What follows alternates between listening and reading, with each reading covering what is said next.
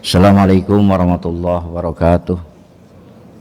Alhamdulillahirabbil alamin.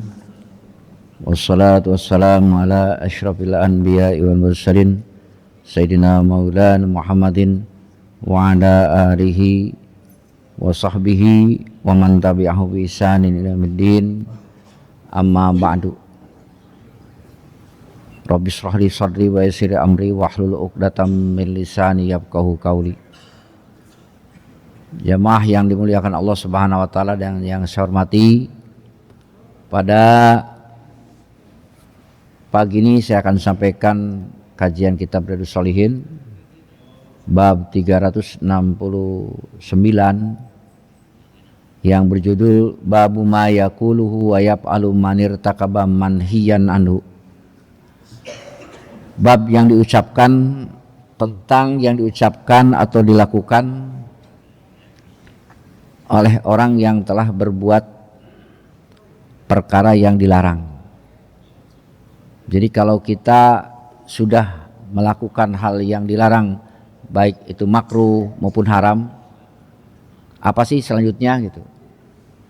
Atau apa sih yang harus kita lakukan? Ada beberapa firman Allah dan juga nanti ada satu sabda baginda Nabi Muhammad SAW yang berhubungan dengan itu. Di antaranya a'udzubillahi minasyaitonir rajim, bismillahirrahmanirrahim. Wa imma yanzaghannaka minasyaitoni nazghun fasta'iz billah. Para hadirin rahimakumullah, ini adalah surat Fussilat ayat 39 yang artinya, dan jika setan mengganggumu dengan suatu gangguan, fasta'idz billah, maka mintalah perlindungan kepada Allah Subhanahu wa taala. Ayat ini memberikan pedoman kepada kita tentang bagaimana menghadapi gangguan setan dalam bentuk bisikan, hasutan yang dapat memicu kemarahan, permusuhan ataupun tindakan negatif. Ya. Nah, bagaimana kita menghadapi itu? Dari firman Allah Fussilat 36 ini kita dapat mengambil beberapa poin pelajaran. Yang pertama, kita harus realistis ya, bahwa gangguan setan itu ada. Ya, gangguan setan itu ada dalam kehidupan kita, terutama dalam bentuk hasutan, provokasi yang dapat merusak hubungan antar sesama manusia. Ini juga mengajarkan kepada kita untuk waspada terhadap sumber konflik yang tidak nampak. Nah, setan itu nggak nampak ya. Dia menjadi sumber konflik bagi kita. Itu harus diakui oleh kita. Tidak bisa menafikan keberadaan setan. Ya, setan itu realitas dalam kehidupan manusia. Kemudian ayat ini ya merupakan represi diri kita sebelum bertindak. Jadi kalau kita sebelum bertindak atau tindak, artinya ketika muncul suatu perasaan yang negatif seperti ingin marah, dengki, atau keinginan balas dendam. Nah, ayat ini mengingatkan kepada kita untuk introspeksi. Apakah ini berasal dariku? Itu pertanyaan. Ataukah memang bisikan dari setan? Apakah benar tindakanku ini ataukah salah? Ya, kita mau marah nih ya. Marah itu kan ada juga yang dibenarkan, ada yang tidak. Nah, saat kita akan marah, apakah ini marah ini hak, layak untuk diungkapkan ataukah tidak? Sehingga dengan cara seperti itu, maka kita tidak terburu-buru bereaksi secara emosional terhadap satu keadaan. Ya, ini ibrah atau pelajaran dari ayat ini kepada kita. Kemudian Allah juga memberikan solusi spiritual kepada kita ketika menghadapi ya suatu gejolak tindakan-tindakan yang negatif tadi, mau melaksanakan yang sepertinya marah, ya, mencaci, dendam dan sebagainya. Nah, apa yang diberikan solusi oleh Allah? Fasta'idz billah. Mintalah perlindungan kepada Allah. Ya, dengan istighfar gitu. Nah, kalau di sini kita seringnya mengatakan a'udzubillahi minasyaitonir rajim. Ya. Kenapa demikian? Karena kekuatan spiritual adalah senjata utama. Sekali lagi, kekuatan spiritual adalah senjata utama untuk melawan gangguan non fisik. Ya kalau fisik ya dalam fisik lagi, tapi kalau gangguan non fisik ya harus dilawan dengan non fisik lagi, yaitu apa? Spiritual kita. Dikuatkan sinyalnya kepada Allah. Ya. Dan ayat juga mengajarkan kepada kita hati harus senantiasa bergantung kepada Allah Subhanahu wa taala. Ya ini Pak. Jadi sekali lagi poin yang ketiga ini, Allah memberikan solusi spiritual kepada kita tentang bagaimana menghadapi musuh ataupun gangguan yang non fisik, yaitu dengan mohon perlindungan kepada Allah Subhanahu wa taala. Itu a'udzubillahi minasyaitonir rajim, ya. Dalam ayat lain a'udzubillahi minasyamiil alim ada. Nah, kemudian hadirin rahimakumullah, ayat ini ada kaitan dengan ayat sebelumnya. Bahwasanya ayat ini berhubungan dengan etika. Ya. Etika apa? Tentang apa pentingnya kita tidak membalas kejahatan dengan kejahatan lagi, tapi kejahatan dibalas dengan kebaikan. Ini kan ayat ini berhubungan dengan masalah kedengkian gitu Pak ya. Nah, kemudian bagaimana kita diobok-obok oleh setan supaya membalas kedengkian tersebut. Nah, makanya ketika setan itu menggoda kepada kita, ya, Allah menganjurkan solusinya adalah fasta'idz billah.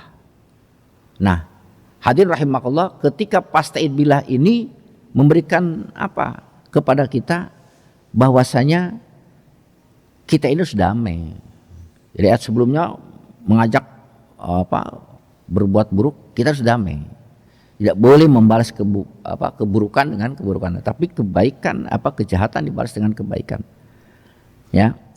Maka oleh karena itu hadirin rahimakumullah, ayat ini sekali lagi tidak hanya sekedar kita mohon perlindungan kepada Allah atas gangguan setan, tetapi ayat ini mengajak kita untuk berdamai dengan keadaan.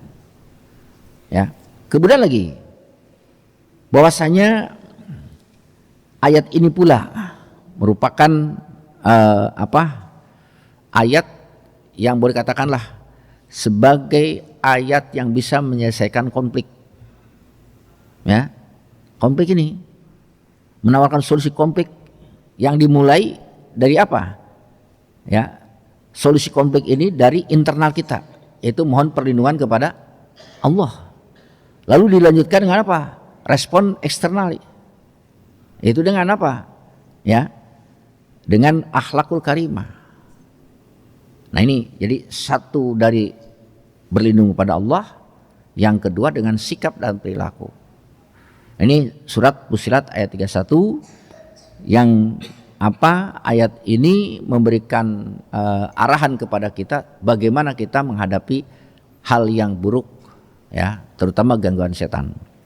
Kemudian ada lagi ayat berikutnya, innalladzina taqau idza massahum ta'ifum minasyaitani tadzakkaru fa idza hum mubsirun.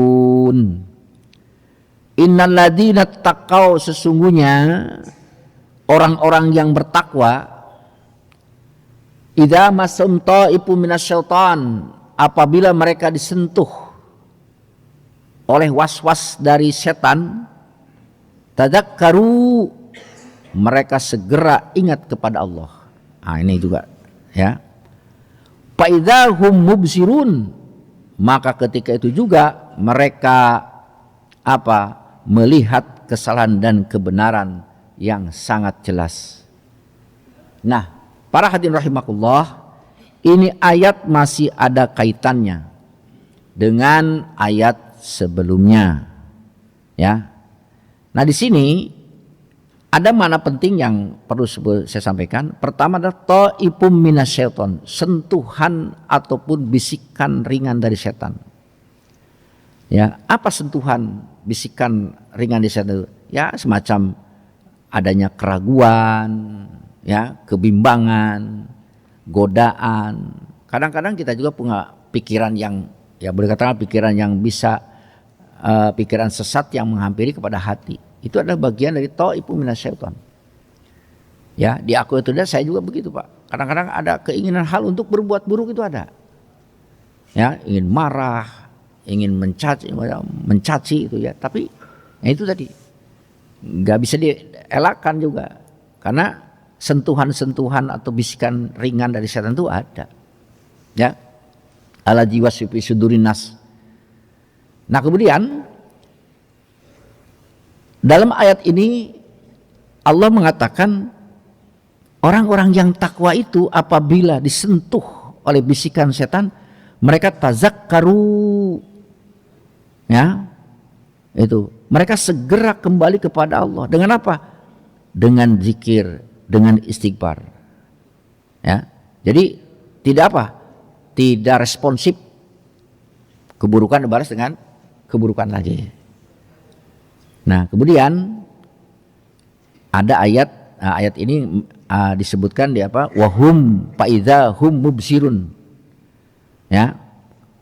Orang-orang yang beriman dan bertakwa ini ketika dia dibisiki oleh setan tidak hanya langsung tazakkaru, berzikir kepada Allah, tetapi juga mereka melihat dengan jelas. Artinya mereka memiliki kesadaran spiritual yang tajam hingga mampu membedakan antara kebenaran dan kebatilan, dan ketika sadar bahwa kebatilan dilakukan segera bertobat. Itu yang disebut mubsir. Dengan kata lain dia punya basirah. Kalau dalam tasawuf punya basirah, punya mata hati yang tajam. Ya. Nah, para hadirin rahimakumullah, kemudian dari ayat ini juga ada beberapa hal yang menjadi pelajaran bagi kita ya tentang perilaku. Sekali lagi, sesungguhnya kita pahami itu ayatnya, sesungguhnya orang-orang yang bertakwa itu apabila disentuh oleh bisikan setan tadzakkaru, mereka selalu sadar, zikir, ingat kepada Allah, faidza hum mubsirun, dan mereka juga memiliki mata hati yang tajam. Nah itu. Nah, kemudian ayat ini menggambarkan ya ciri khas orang takwa. Ya. Apa ciri khas orang takwa? Dari sekian ciri-ciri banyak ya kalau dalam ayat itu. Bahwasanya orang takwa itu tidak kebal dari gangguan setan, Pak. Tidak kebal. Ya. Karena gangguan ini adalah ujian. Kita nggak bisa kebal. Ujian bagi kita. Artinya nggak mungkin setan itu nggak mendekat kepada kita. Saya katakan sekali lagi, nggak mungkin setan tidak mendekat kepada kita. Jangankan kepada kita, Umar bin Khattab saja didatangi, tapi ketika melihat setan itu udah lari. Umar mau mendekat. Ya, jadi bahwasanya orang bertakwa itu tidak kebal dari gangguan setan, karena gangguan setan itu adalah ujian hidup kita, dan itu penting setan itu. Ya contohlah, saya sering mengatakan dalam hikam juga kan dikatakan, contoh seperti ini. Apakah layak seseorang dikatakan juara kalau dia tidak bertanding? Gak mungkin. Ya, siapa juara satu, lawan siapa? Gak ada lawan. Omong doang gitu mah. Betul gak? Seseorang itu dikatakan juara kalau dia sudah bertanding. Nah, kita ini dikatakan hebat, juara, mutakin setelah bertanding dengan apa? Gangguan setan. Jadi oleh karena itu setan itu harus ada. Harus. Karena ujian hidup kita. Dan kita bisa dikatakan juara itu setelah mengalahkan dia. Sekali lagi, kita tidak bisa kebal dari gangguan setan. Bagaimanapun selalu ada pada kita. Ya. Nah, makanya pasta'id billah minasyaitonir rajim, kan kepada Nabi Muhammad, wa idza qara'tal Qur'an fasta'id billah minasyaitonir rajim. Apabila engkau membaca Quran, minta perlindungan kepada Allah. Itu kan domirnya kepada Nabi Muhammad. Ya, ada gangguan tapi tidak bisa sampai memperdaya baginda Rasul dan para Rasul untuk melakukan maksiat. Kalau selain Rasul tidak masum, tidak kebal. Dan tidak mustahil selain Rasul itu terpedaya oleh setan. Itu aja. Kemudian dari ayat ini kita bisa melihat ciri orang bertakwa itu respon secara cepat. Ya, memiliki responsif saat merasakan ada bisikan setan. Jadi tidak langsung dia astagfirullahaladzim. Kan gitu Pak. Kadang-kadang ini terlintas hati ini ingin berbuat hal yang durhaka, astagfirullahaladzim, astagfirullahaladzim, astagfirullahaladzim. Itu Pak, sinyalnya itu kuat. Ya, itu responnya. Ketika senung batu, langsung innalillahi wa inna ilaihi raji'un. Tapi kalau orang yang ya boleh katakan takutnya muesan lah, sedang-sedang saja, aduh ramjadah, gitu kan. Ada kalimat, kata-kata yang apa? Kotor terlontarnya. Kurang ajar ini. Siapa yang impor batu di sini? Responnya beda Pak. Jadi seolah-olah ada sensor yang luar biasa itu. Yang sekarang kan mobil-mobil itu banyak sensornya Pak ya. Ya, itu baik Hondanya, Toyotanya ketika 200 meter aja udah set, udah ngasih tahu. Itu sensornya gua. Semakin canggih kan? Ya, Pak Wahyu ya, kiri kanan depan belakang itu. Itu ada mobil dari belakang ketahuan, bukan hanya dari spion, dari samping kiri kelihatan. Kemudian ketika melaju tinggi, kecepatan tinggi, seret, disetting ya, 25 meter sebelumnya berhenti sendiri. Ya. Nah, itu punya sensor yang seperti itu. Orang yang bertakwa itu, ya. Sekali lagi, sekalipun tidak kebal terhadap gangguan setan, orang mutakin punya sensor yang sangat kuat.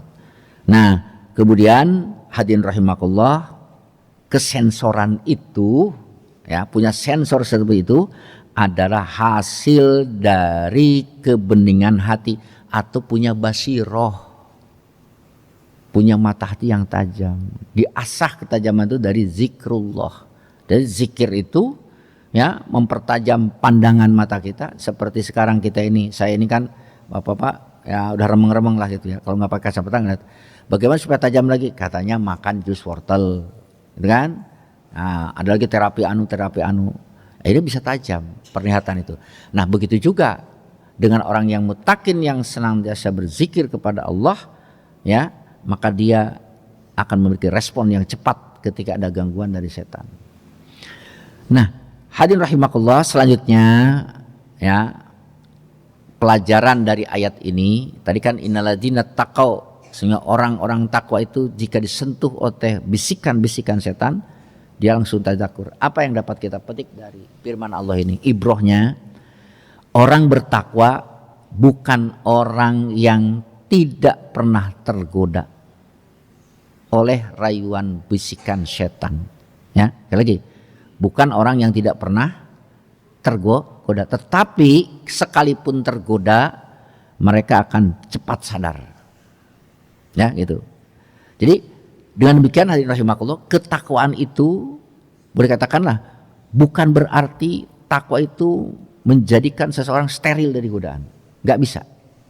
Tetap aja ketakwaan itu ada godaan. Ya, melainkan walaupun tidak steril, dia punya kemampuan ya untuk segera mengingkari ataupun menghindari dari perbuatan dosa tersebut. Kemudian hadirin rahimakumullah, ya, ayat berikutnya ini sebenarnya panjang sih. Nah, saya katakan ayat berikutnya ini yang menggambarkan tentang apa yang harus kita upayakan ketika menghadapi ajakan untuk berbuat dosa ataupun setelah berbuat dosa. Walladzina idza fa'alu fahishatan aw dzalamu anfusahum dzakarullaha fastaghfaru lidunubihim wa man yaghfiruz dzunuba illallah wa lam yusirru ala ma fa'alu wa hum ya'lamun ulaika jazaohum maghfiratun mir rabbihim wa jannatun tajri min tahtihal anharu khalidina fiha wa ni'ma ajrul 'amilin. Ini surat Ali Imran ayat 135. Ciri-ciri waladina ya. Waladina dan orang-orang apabila berbuat fahisyah. Nah ini perbuatan dosa yang sangat besar. Au dzalamu anfusahum, atau mereka berbuat dosa kecil. Zakarullaha, mereka langsung berzikir kepada Allah, fastaghfaru lidzunubihim, lalu mereka mohon ampunan atas dosa-dosa mereka. Wa may yaghfiru dzunuba illallah, tidak ada yang bisa mengampuni dosa kecuali Allah. Di samping mereka mohon ampunan kepada Allah, walam yusirru ala ma fa'alu wa hum ya'lamun, mereka pun tidak senantiasa mengulang perbuatan buruk tersebut. Wahum ya'lamun, sedangkan mereka mengetahui. Ulaika jazaohum maghfiratun, orang-orang yang berbuat dosa, ya itu membuat dosa, baik dosa besar maupun dosa kecil, lalu diikuti dengan istighfar, ya itu, maka balasan bagi mereka adalah ampunan dari Tuhan mereka. Masya Allah, nikmat banget ini ayat. Wa jannatun tajri min tahtil anhar, dan juga mereka mendapatkan surga, yang mana di surga itu banyak sekali sungai-sungai yang airnya mengalir di bawah istana-istana penghuninya. Khalidina fiha wa ni'ma ajrul amilin, mereka kekal di dalamnya dan itulah sebaik-baiknya balasan bagi orang yang bertakwa. Hadirin rahimakumullah, ya, saya ambil singkatnya, tafsir singkatnya, ya. Ayat ini menjelaskan sifat ketiga dari orang yang bertakwa. Kan ayat sebelumnya wasari'u ila maghfiratin mir rabbikum wa jannatin samawati alladzina yunfikuna fis sarai wad dharra wal kadhiminal ghaidha wal afina ninas. Disebutkan pada ayat 134 ciri-ciri orang yang bertakwa. Nah, ini kelanjutannya. Ya. Sifat ketiga, atau boleh katakan ada yang keempat, sifat orang yang bertakwa berikutnya, yaitu satu, mengakui kesalahan, ya, mengakui kesalahan, baik dosa besar, fahisyah itu dosa besar, zina, riba, ya, atau dosa umum yang merugikan diri, ya.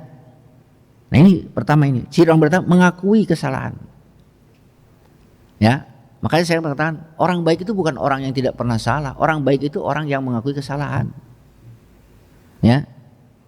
Kemudian, ya, di sini disebutkan bila orang-orang bertakwa itu mengakui kesalahan, mereka memiliki respon mental spiritual yang cepat, ya. Sekali lagi, memiliki respon spiritual yang cepat.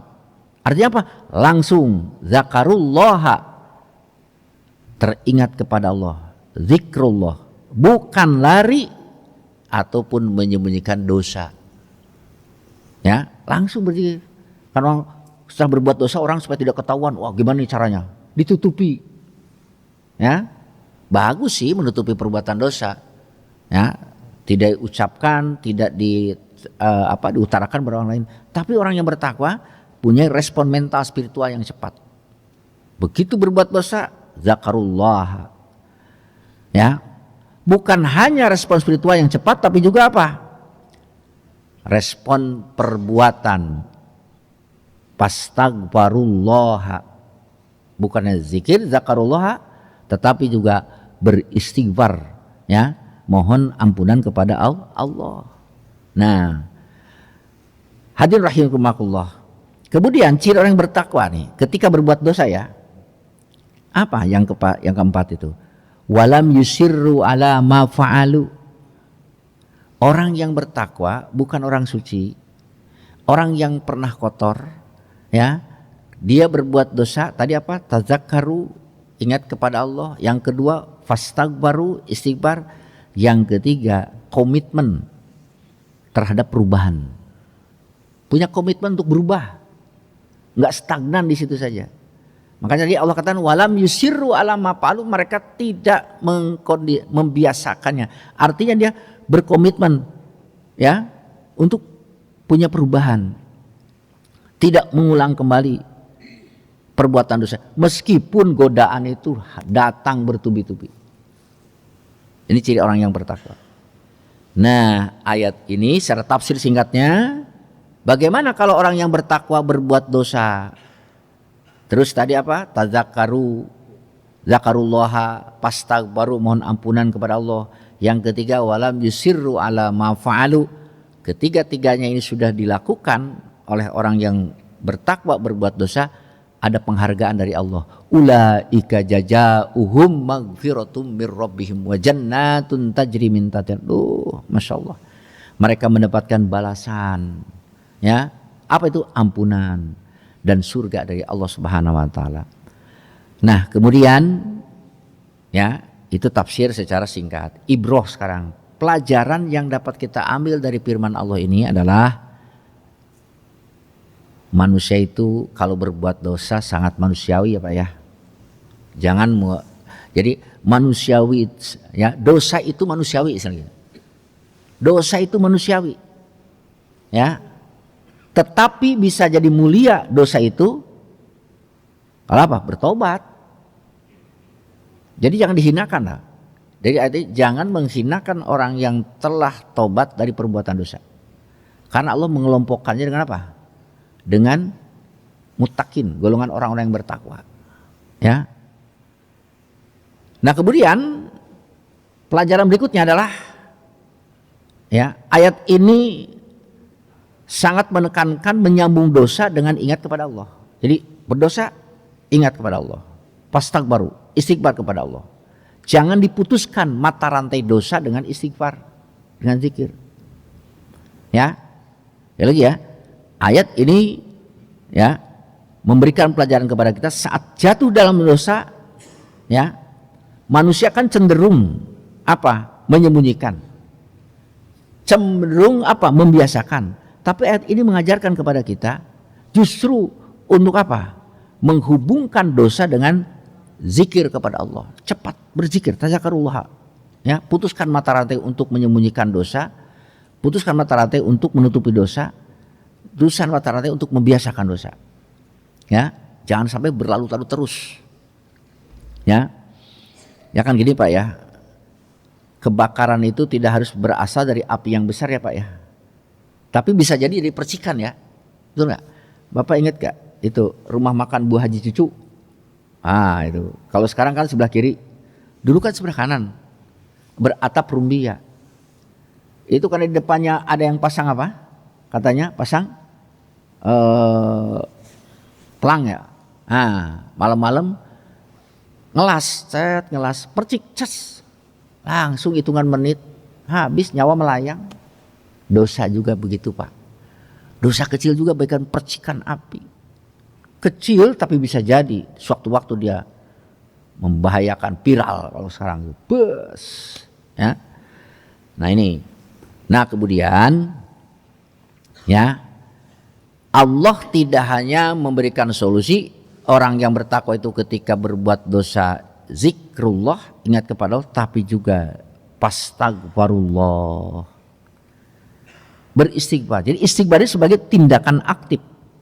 Jadi istighfar itu sebagai tindakan aktif, bukan hanya bacaan astagfirullah, astagfirullah. Ya, itu. Nah, namun makanya tindakan aktif gimana? Istighfar itu tindakan aktif. Saya katakan lagi, istighfar itu bukan hanya ucapan, tapi tindakan aktif. Apa tindakan aktifnya? Walam yusiru. Nah, kelanjutan ayat apa kalimat itu? Walam yusiru, tidak berisi kukuh. Ya. Tidak berisi kukuh dalam arti tidak membiasakan. Ya. Kenapa? Karena isror, membiasakan itu adalah dosa besar. Makanya dalam hikam pernah dikatakan la sogirota, la kabirota. Ini hikam, la kabirota ma'al istighfar, wala sogirota ma'al isror. Tidak akan menjadi besar dosa besar kalau dilanjutkan dengan istighfar dan tobat. Wala sogirota ma'al isror, tidak akan menjadi dosa kecil kalau dosa itu dibiasakan dikontinyukan, ya. Nah, jadi oleh karena itu israr itu bersikukuh dalam dosa itu merupakan bahaya besar, ya, akan menjadikan dosa besar, akan menjadikan hati menjadi keras. Nah, oleh karena itu ayat ini memberikan solusi, hentikan pengulangan berbuat dosa, meski secara bertahap, ya, gitu. Mesti kita harus proses. Memang kalau sekaligus itu berat juga. Seperti bayi Pak ya. Bayi itu kan nyusui terus, kalau nggak disapi gimana? Ya terus sampai besar pun demikian. Disapih dulu, disapi satu dulu, disapih baru dihenti. Bagaimana cara menyapihnya? Ya tanya istri bapak gimana cara menyapih. Cuma bapak nggak bisa disapi sampai sekarang kan? Ya kalau bayi bisa disapih. Termasuk saya Pak nggak bisa disapi Pak. Nggak tahu nih sampai berapa tahun nih nggak bisa disapih ini. Ya, makanya ya gitu. Nah itu Pak. Nah, kemudian berikutnya tadi kan Allah mengatakan balasan bagi orang istighfar ulaika jazaohum, insyaallah balasan bagi orang yang bertakwa, berbuat dosa, kemudian zakarullaha, zikir kepada Allah, kemudian fastaghfirullah, Allah berikan balasan. Jadi dengan demikian Ibrahim, surga itu adalah hasil proses. Surga itu hasil proses Pak, bukan sekedar hadiah instan. Saya sering mengatakan rezeki itu banyak yang tidak diduga. Minasulaiyatasib ya. Kita tidak menduga, tahu-tahu ada rezeki, ada makanan, minuman, ada pakaian, ada amplop orang ngasih gitu ya. Tidak diduga sama kita. Itu bisa instan.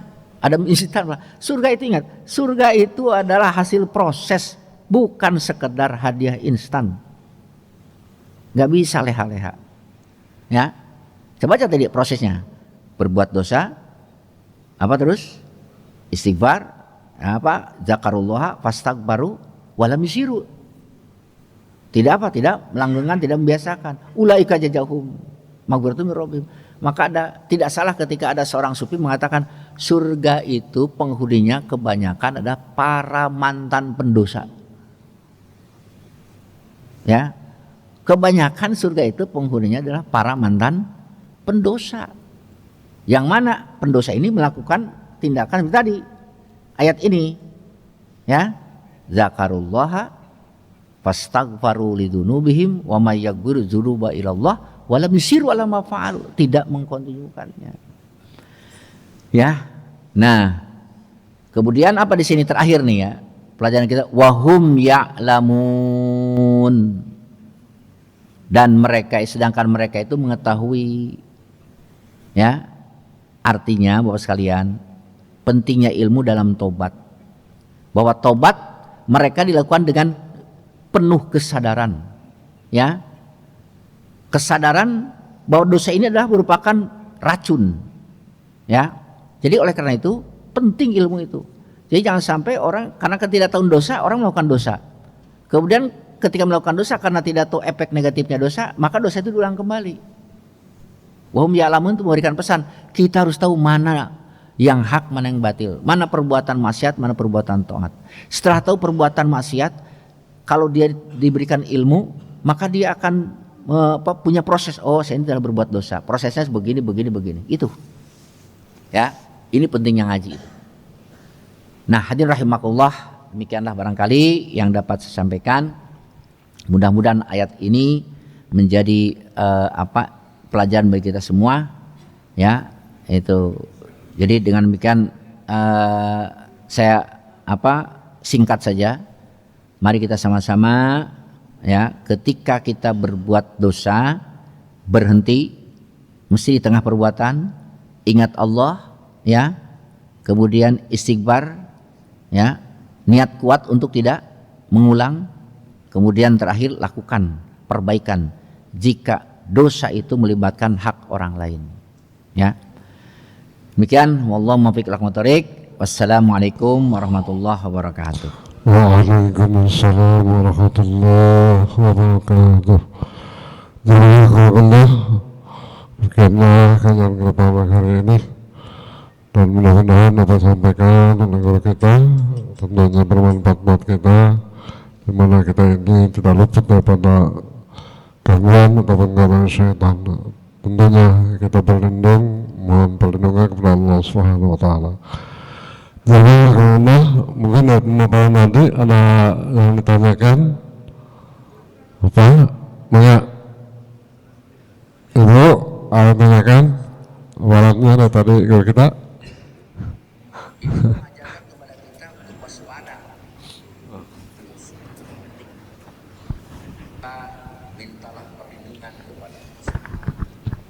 Bismillahirrahmanirrahim. Assalamualaikum warahmatullahi wabarakatuh. Pak Kiai, ada mohon izin untuk bertanya. Ada hal-hal yang perlu dijelaskan barangkali di sini. Ya ini dosa kepada Allah dan dosa kepada manusia gitu. Hubungan kita kepada manusia mungkin lebih berat daripada hubungan kita kepada Allah. Mungkin Allah dengan maha pengasih lagi maha penyayang, maha pengampun. Nah sehingga jika kita melakukan dosa-dosa kepada Allah, apakah cukup dengan membacakan istighfar itu dalam hati dan kemudian berniat tidak mengulangi lagi. Namun kalau dosa kita kepada manusia atau pada ini apakah kalau orang itu telah meninggal dunia Pak Ustadz, kita sudah pernah melakukan permintaan maaf tapi kelihatannya dia itu belum bisa memaafkan kita. Nah sehingga orang itu sampai meninggal dunia, apakah kita tetap masih menanggung dosanya karena tidak dimaafkan, atau dan apa yang harus kita lakukan untuk agar dosa kita ini paling tidak bisa berkurang atau diampuni oleh Allah karena dosa kita kepada manusia. Demikian. Ya. Assalamualaikum warahmatullahi wabarakatuh. Bapak sekalian, kalau kita berhubungan dosa dengan manusia sudah jelas ya, kita harus istihlal, minta dihalalkan, minta ridhonya. Nah, pertanyaan Pak Jiwaju, bagaimana kalau orang itu sudah meninggal dunia? Ya. Nah, kalau orang itu sudah meninggal dunia, kalau yang berhubungan dengan harta, ya, kalau berhubungan dengan harta kita sedekah. Ya. Jadi, saya punya hutang sama orang tersebut nih 5 juta. Sedekahlah sebesar uang 5 juta atas nama dia. Ya, atas nama orang tersebut. Sedekah atas nama dia. Nah, kemudian di samping sedekah atas nama dia, kita juga mohon ampunan kepada Allah untuk dosa-dosa dia. Makanya ada istighfarnya nih, astagfirullahaladzim li. Nah, untukku wali ashabil hukuki wajibati alaya. Ya Allah, ampunilah aku dan orang-orang yang punya hak dariku. Orang-orang punya hak dariku. Dia punya hak dari kita. Nah, kita mohon ampun kepada Allah. Insya Allah nanti di akhirat kita tidak dituntut oleh orang tersebut. Karena hak dia sudah kita kembalikan. Dengan apa? Dengan cara, mungkin dia akan senang. Aduh, terima kasih ya. Terima kasih utangmu padaku. Ternyata ya, kalau tahu gitu mah aku di dunia lebih baik tidak nagih hutang lah. Ternyata ini pahalanya. Disedekahkan sama Bapak. Sedekahkan sama kita.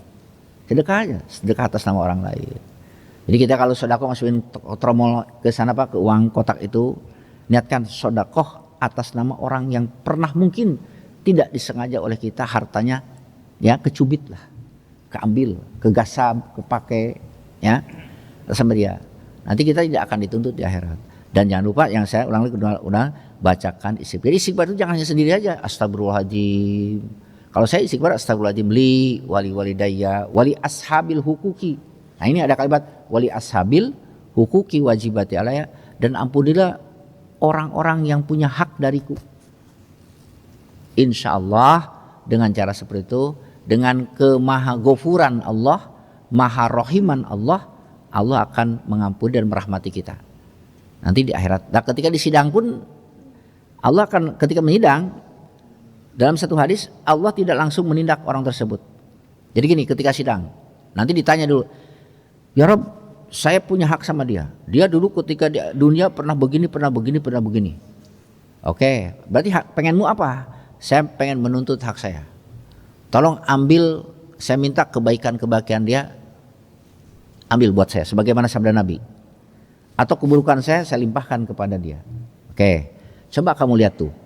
Awal dalam satu hadis sih Pak. Saya lihat dalam kitab Maqsidul Asar. Tuh itu istana begitu megahnya luar biasa. Terbuat dari permata. Yang orang-orang mati syahid pun sangat tergiur ingin masuk ke situ. Masya Allah luar biasa ya Rob. Iya itu. Untuk siapa Rob? Untuk engkau. Loh untuk saya. Gimana caranya? Kalau kau ampuni dosa orang itu, tuh bagianmu. Silahkan terserah. Mau nuntut hak dari orang tersebut hanya dapat pahala tahajud, dapat puasa dari orang tersebut, atau kau dapatkan istana yang terbuat dari permata itu. Ya jelas aku pengen itu ya Rob. Ya udah. Gimana terus? Ya udah saya ampuni. Akan begitu Pak. Nanti sidang di pengadilan akhirat tuh. Ya tapi kita jangan berharap terlalu orang itu ini. Siapa tuh orang kan beda-beda Pak ya. Ya gitu. Cukup ya? Mungkin ada lagi. Ya satu lagi ya. Karena saya akan ini jam 6 nih. Ada acara keluar kota. Ya silakan Pak. Assalamualaikum warahmatullahi wabarakatuh. Waalaikumsalam warahmatullahi wabarakatuh. Maaf Pak Kiai bertanya, satu mengenai dosa ya. Dosa besar itu semua diampuni kecuali musyrik, suka ada yang mengatakan begitu. Ya. Tapi apabila kita bertobat, semua dosa akan diampuni, ada juga yang begitu. Nah yang tidak diampuni itu yang tidak bertobat. Ya. Nah kemudian pertanyaan yang kedua, ini berkaitan dengan bulan Rajab ini. Amalan saum sunat itu sebenarnya berapa hari sebetulnya itu di bulan Rajab itu? Ya.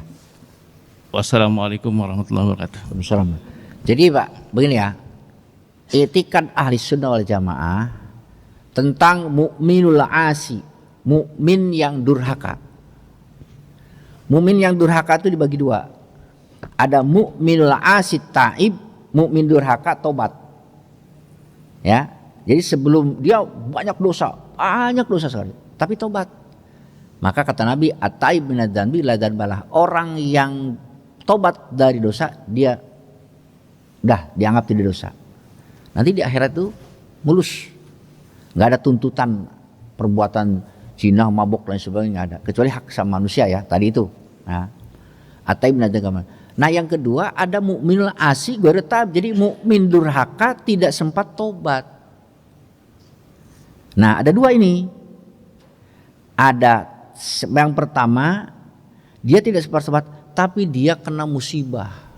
Misal kena COVID, mati terbunuh, terus tiba-tiba ada banjir, kebakaran, maka dosanya diampuni. Dosanya diampuni dengan banjir, dengan kebakaran, dengan tsunami, dengan COVID. Jadi COVID itu musibat-musibat yang dialami sekarang di saudara-saudara kita di Aceh sampai Tamiang habis itu ya. Itu masalah luar biasa. Orang-orang pendosa itu diampuni dosanya. Jadi Allah membersihkan dosanya dengan cara musibat seperti itu. Nah bagaimana kalau orang pendosa asi ghairu taib tidak sempat tobat? Nah ini tahta masyiatillah, di bawah kehendak Allah. Bisa jadi diampuni, bisa jadi tidak, tapi kebanyakan mayoritas diampuni oleh Allah. Ya, diampuni oleh Allah. Dengan sebab apa? Dengan sebab orang-orang yang memohonkan ampunan untuknya, ya, gitu. Ya. Nah itu Pak. Jadi ghafurnya Allah, rahimnya Allah itu sangat luas sekali. Terakhir Rajab. Rajab ini kan bulan istimewa, termasuk Syahrul Muharram, bulan yang diharamkan untuk berperang. Nah kita dianjurkan puasa, kalau saya tahu tidak ada, belum temukan anjuran untuk puasa 1 bulan penuh full. Ya kita puasa beberapa hari saja, boleh di awal, kemudian di tengah, atau kita membiasakan dengan Senin Kemis juga, itu termasuk bagian daripada memuliakan amalan di dalam bulan Rajab. Nah Rajab pintu menghadapi Sya'ban, Sya'ban menghadapi Ramadan. Gitu. Cukup ya Pak ya? Cukup Pak, maaf saya hanya ada perlu Pak. Jadi Allah, demikianlah kajian kita pagi ini, mudah-mudahan bermanfaat kita. Dan terima kasih kepada guru kita dan semuanya mengalami pengetahuan kita, dan kita meningkatkan iman takwa kepada Allah. Alhamdulillah, demikianlah kajian kita ini, sama-sama kita akhirnya dengan sama-sama kita membaca doa majlis. Subhanakallahumma wa bihamdika asyhadu an la ilaha illa anta astaghfiruka wa atubu ilaik. Assalamualaikum warahmatullahi wabarakatuh.